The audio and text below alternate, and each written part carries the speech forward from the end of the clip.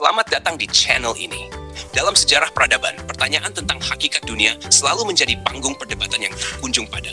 Di satu sisi, agama hadir dengan wahyu dan keyakinan suci. Di sisi lain, sains maju dengan bukti dan penalaran. Kali ini, kita akan menelusuri bagaimana benturan itu terjadi melalui kacamata John William Draper, seorang pemikir abad ke-19 yang berani mengurai jejak konflik antara dua kekuatan besar, iman dan pengetahuan. Konflik mengenai hakikat dunia. Pengaruh filsafat Yunani terhadap teologi Eropa. Dua pendapat berbeda tentang dunia. Satu, bahwa ia telah diciptakan dan akan musnah. Dua, bahwa ia abadi, tunduk pada hukum-hukum alam yang tak berubah. Perjuangan antara ide-ide ini. Penindasan terhadap filsafat oleh kekristenan. Kembangan doktrin kremasi. Konsepsi Kristen tentang akhir dunia dan nasib akhirnya. Setelah meninjau hubungan yang ada antara sains dan iman dalam Islam, kita sekarang diarahkan untuk mempertimbangkan hubungan serupa dalam kekristenan Eropa. Kita telah melihat bagaimana pada awalnya gereja Kristen menerima dengan penuh kebencian filsafat Yunani.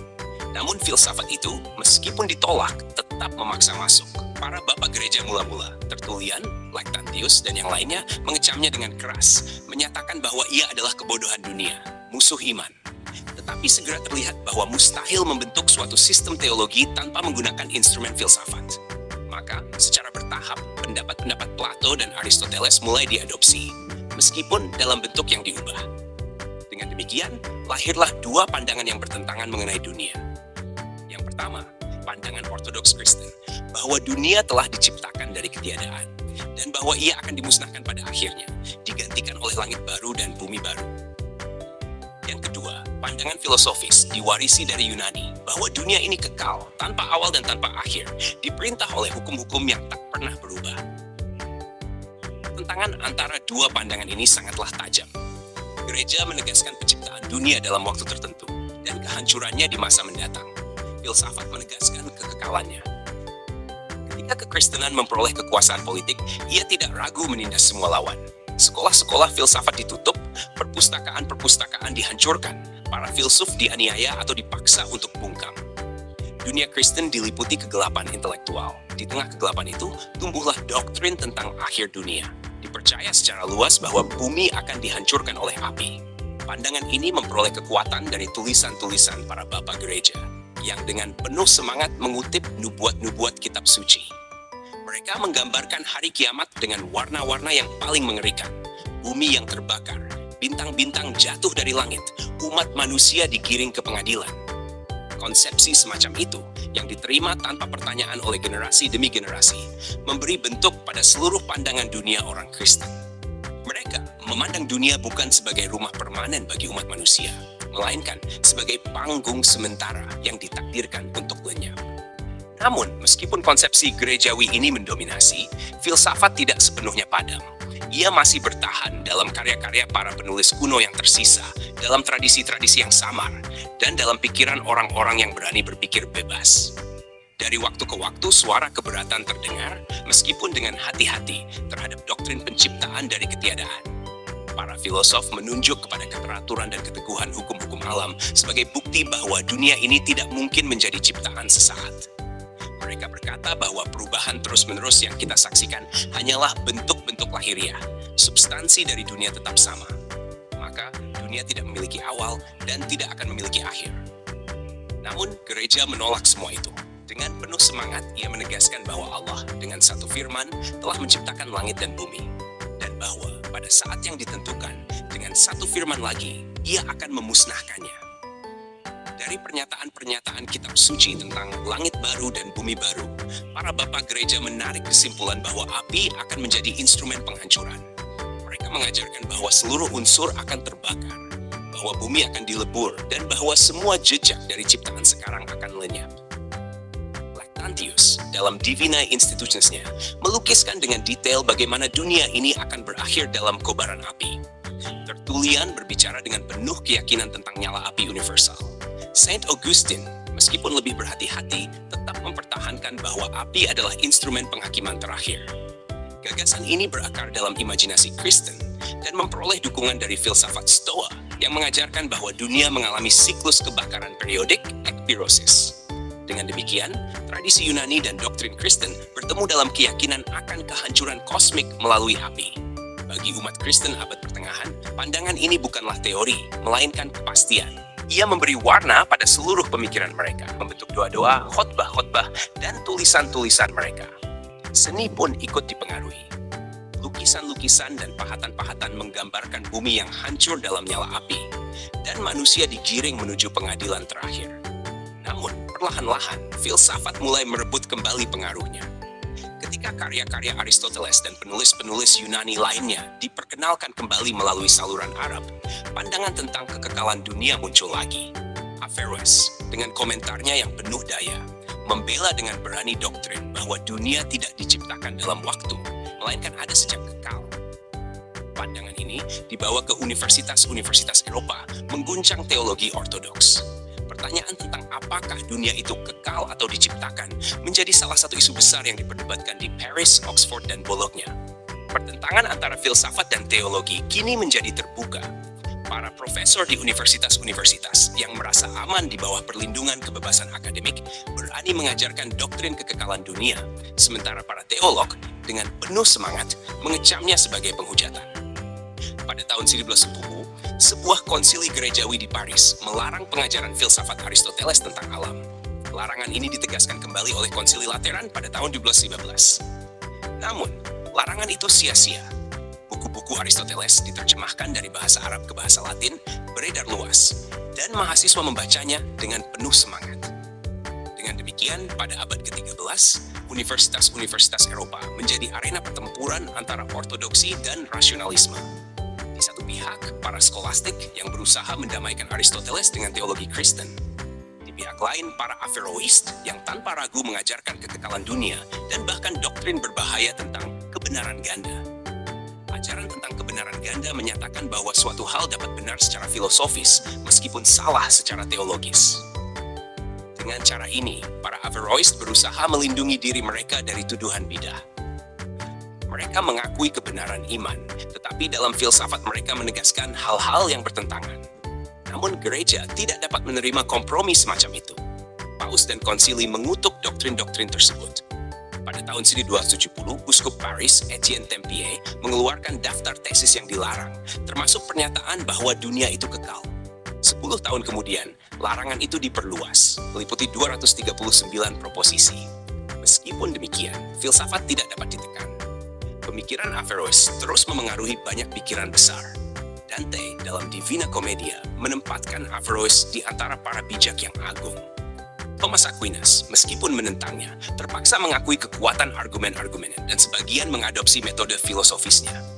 Dengan demikian, meskipun gereja secara resmi menolak doktrin kekekalan dunia, semangat filsafat tetap hidup. Secara diam-diam, banyak yang lebih condong pada pandangan filosofis daripada pada dogma teologis. Akhirnya, lahirlah suatu kompromi yang aneh. Beberapa teolog mengajarkan bahwa, meskipun dunia ini mungkin tidak kekal dalam kenyataan, Allah dapat saja menjadikannya kekal seandainya Ia menghendaki. Dengan pernyataan itu, mereka berusaha menyelamatkan kekuasaan mutlak Allah, sambil pada saat yang sama mengakui kekuatan logis argumen filsafat. Namun, seiring berjalannya waktu, penyelidikan ilmiah yang sebenarnya mulai menyingkirkan kedua pandangan itu. Para astronom, dengan pengamatan mereka terhadap langit, menemukan bahwa dunia diatur oleh hukum-hukum yang tetap, yang tidak menunjukkan tanda-tanda kehancuran mendadak. Para geolog, dengan memeriksa bumi, menemukan bukti tentang usia yang tak terbayangkan, jauh melampaui kerangka waktu yang diberikan oleh kitab suci. Dengan demikian, konflik yang dimulai sebagai pertentangan antara teologi dan filsafat, berlanjut sebagai konflik antara teologi dan sains.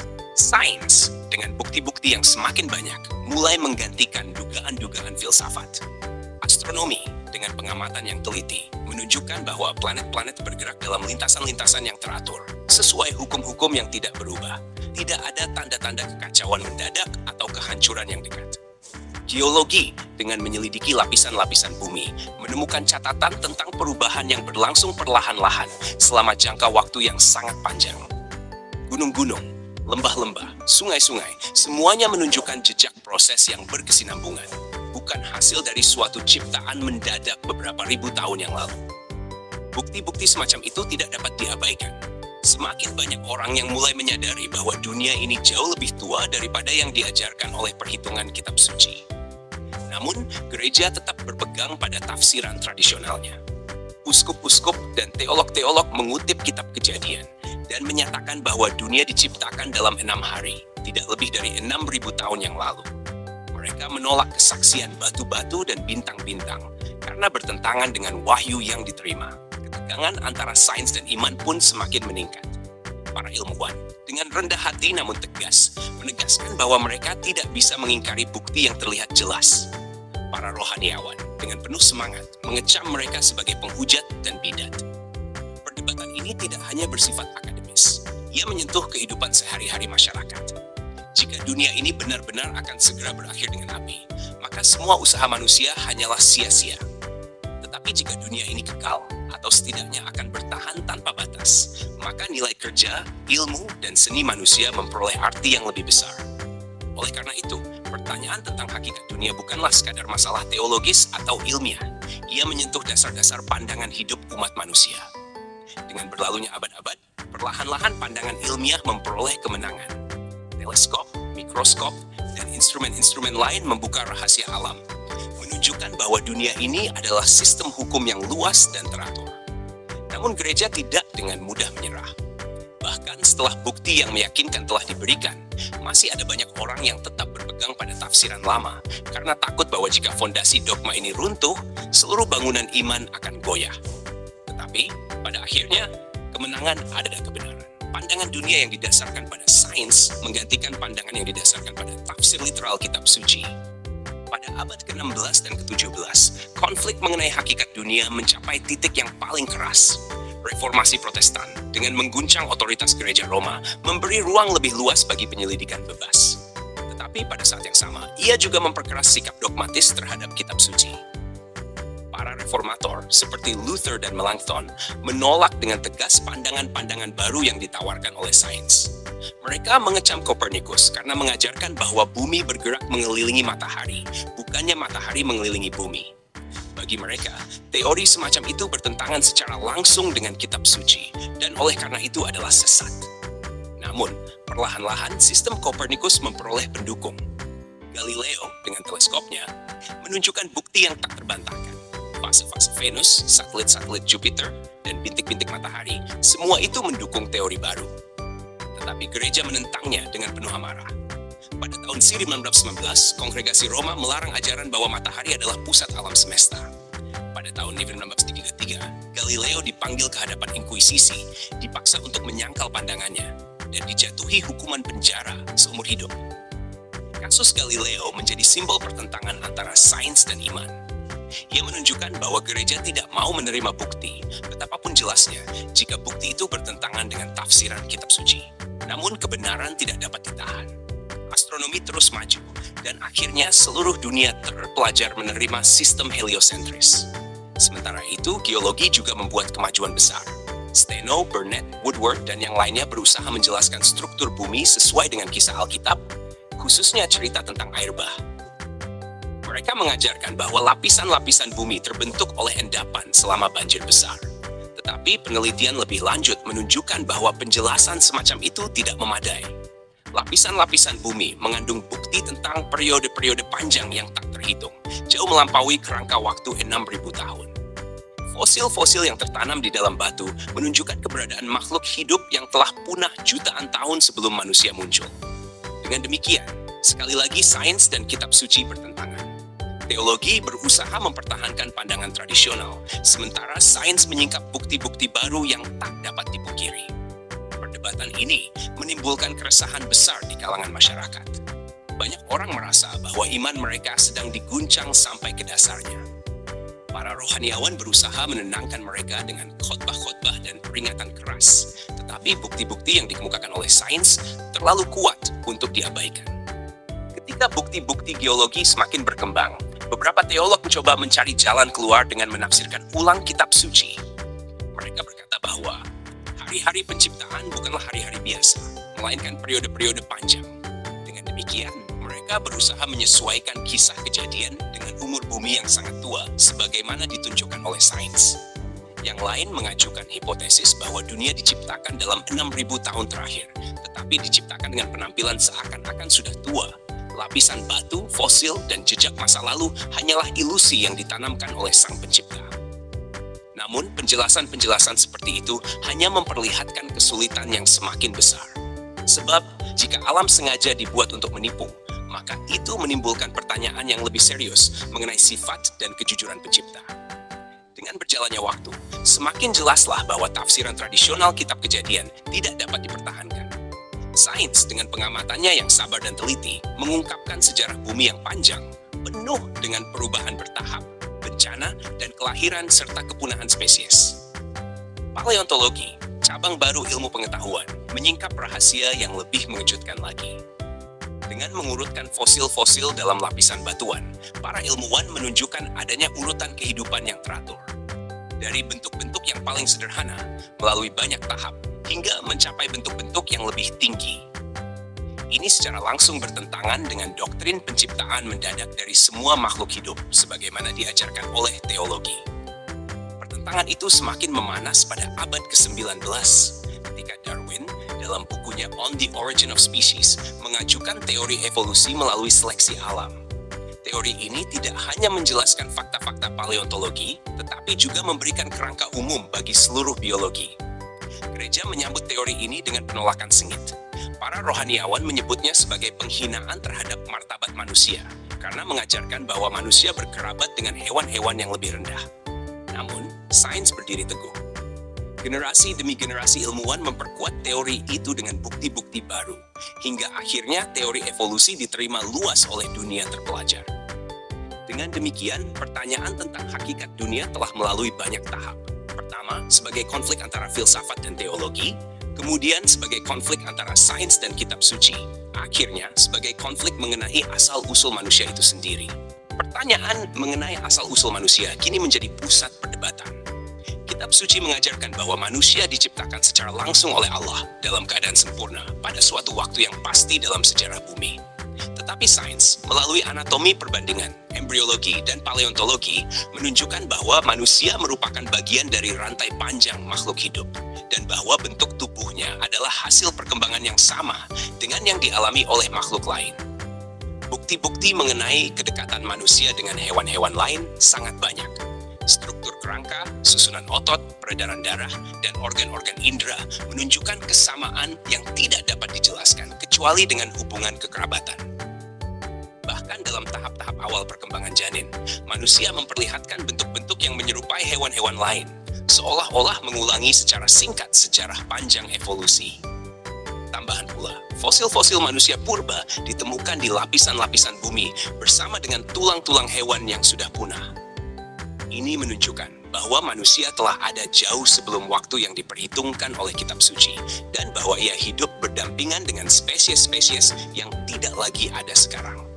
Temuan-temuan semacam itu mengguncang keyakinan banyak orang. Jika manusia tidak diciptakan secara langsung, tetapi merupakan hasil perkembangan panjang dari bentuk-bentuk kehidupan yang lebih rendah, maka seluruh pandangan tradisional tentang kedudukannya dalam alam semesta harus diubah. Namun, meskipun bukti semakin kuat, para teolog tetap berpegang pada doktrin lama. Mereka menegaskan bahwa manusia adalah makhluk istimewa, diciptakan menurut gambar Allah, dan bahwa menerima teori evolusi berarti menolak wahyu. Tetapi sains tidak dapat disangkal. Setiap tahun menambahkan bukti baru yang menguatkan pandangan evolusi. Fosil-fosil baru ditemukan, perbandingan anatomi semakin rinci. Eksperimen-eksperimen biologi memperlihatkan hukum-hukum yang mengatur perubahan bentuk kehidupan. Maka, seperti dalam kasus-kasus sebelumnya, teologi akhirnya dipaksa untuk mundur. Beberapa rohaniawan mencoba mencari kompromi dengan mengatakan bahwa Allah menggunakan evolusi sebagai alat penciptaan. Tetapi meskipun pernyataan ini mungkin menenangkan sebagian orang beriman, secara ilmiah ia tidak menambah penjelasan apapun. Dengan demikian, pertentangan mengenai hakikat dunia berakhir dengan kemenangan sains.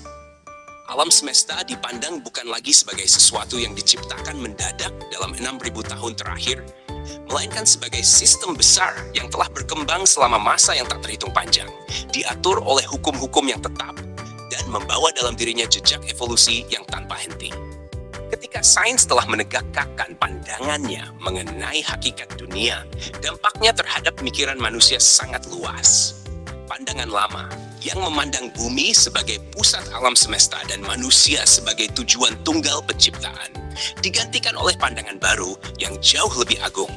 Alam semesta yang tak terhingga, dipenuhi dengan hukum-hukum yang tidak berubah, di mana manusia hanyalah bagian kecil dari keseluruhan yang luas. Perubahan pandangan ini, meskipun pada awalnya mengguncang, pada akhirnya meninggikan martabat manusia. Sebab ia menunjukkan bahwa akal budi manusia mampu menyingkap rahasia kosmos, mengukur jarak bintang-bintang, menghitung umur bumi, dan memahami proses-proses yang membentuk kehidupan. Sementara itu, teologi, meskipun berulang kali menentang, secara perlahan dipaksa untuk mengakui kenyataan-kenyataan baru. Tafsiran-tafsiran lama ditinggalkan, dan doktrin-doktrin baru disusun agar sesuai dengan kebenaran yang diungkapkan oleh sains. Namun sejarah mencatat dengan jelas bahwa dalam setiap tahap pertentangan, gereja telah berdiri di pihak yang salah. Ia menentang Copernicus, Galileo, dan Newton. Ia menolak geologi dan paleontologi. Ia mengecam teori evolusi. Tetapi semua penolakan itu sia-sia. Sains terus maju dan akhirnya menang. Dari sejarah ini, kita belajar pelajaran penting. Wahyu yang diklaim sebagai tidak dapat salah, ternyata berkali-kali harus ditafsirkan ulang agar sesuai dengan pengetahuan baru. Hukum-hukum alam sebaliknya tidak pernah berubah. Setiap penemuan baru hanya menegaskan kebenaran yang sudah ada dan memperluas cakrawala kita. Kini kita memahami bahwa alam semesta tidak dapat dijelaskan dengan legenda-legenda kuno atau perhitungan kronologi yang sempit. Ia harus dipahami melalui pengamatan, eksperimen, dan penalaran. Dan dalam terang ini, manusia menemukan tempatnya yang sejati, bukan sebagai makhluk istimewa yang terpisah dari seluruh ciptaan, tetapi sebagai bagian dari evolusi alam semesta yang agung. Dengan demikian, berakhirlah konflik besar mengenai hakikat dunia. Ia berakhir bukan dengan kompromi, melainkan dengan kemenangan penuh sains. Dan kemenangan ini memberi kita keyakinan bahwa meskipun pertentangan-pertentangan lain mungkin muncul di masa depan, pada akhirnya kebenaran yang ditemukan oleh akal manusia akan selalu mengatasi segala dogma yang bertentangan dengannya. Sejarah mengajarkan bahwa benturan antara agama dan sains bukan hanya soal siapa yang benar, melainkan bagaimana manusia mencari kebenaran. Keduanya pernah berseberangan, saling mendominasi, bahkan saling menyangkal. Namun, dari ketegangan itulah lahir peradaban yang kita warisi hari ini. Terima kasih telah menyimak pembahasan ini. Jika Anda tertarik untuk terus menelusuri jejak-jejak pemikiran yang membentuk dunia modern, silakan tinggalkan komentar, like, dan subscribe untuk mendukung kajian berikutnya.